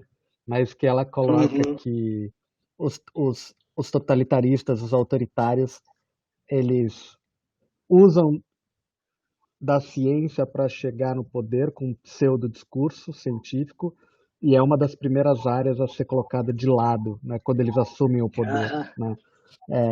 E é muito Uhum. isso, né, que a gente está vendo, é muito isso que a gente está vendo. O Brasil, a gente está nesse cenário assustador. E o Brasil poderia ser, hoje, eu acho, um modelo internacional, mundial de combate à pandemia, porque a gente Uhum. sabia antes de, né, a gente assistiu as coisas acontecendo, e a gente é um dos países que tem um sistema de saúde unificado no Brasil, que é o SUS, que um Uhum. sistema de saúde de acesso gratuito a toda a população num país do tamanho do Brasil, né? E com Uhum. excelentes profissionais de saúde. E o começo da pandemia no Brasil, com o ministro que a gente tinha no começo, ele estava dando um caminho para isso ser bem resolvido, utilizando exatamente desse sistema que é integrado, que integra município, integra os estados e integra a federação. Então a gente estava num caminho que a gente via que a curva estava sendo bem contida e os que estavam indo para o sistema público estavam sendo, de certa forma, atendidos, né? São Paulo rapidamente se organizou e criou hospitais de campanha, né? Então a gente tinha tudo para dar certo. Mas aí é isso, quando Uhum. você tem um governo que nega exatamente as ações de saúde, as ações da educação, as ações da ciência e usa para ganho político, né? Acaba, não tem, né? Você desmonta Claro. tudo que estava montado, né? Isso nesse momento em todos os cenários, né? No meio ambiente é a mesma coisa. Enfim, a gente poderia ter outra hora de conversa sobre isso. Que Uhum. hoje, o ministro do Meio Ambiente hoje ele decretou o fim de um dos projetos mais bonitos que o Brasil teve nos últimas décadas, que é o projeto Tamar, que tem a coisa das tartarugas e das desovas, Uhum. enfim. E hoje ele fechou 3 importantes centros desse projeto, a troco de nada, né?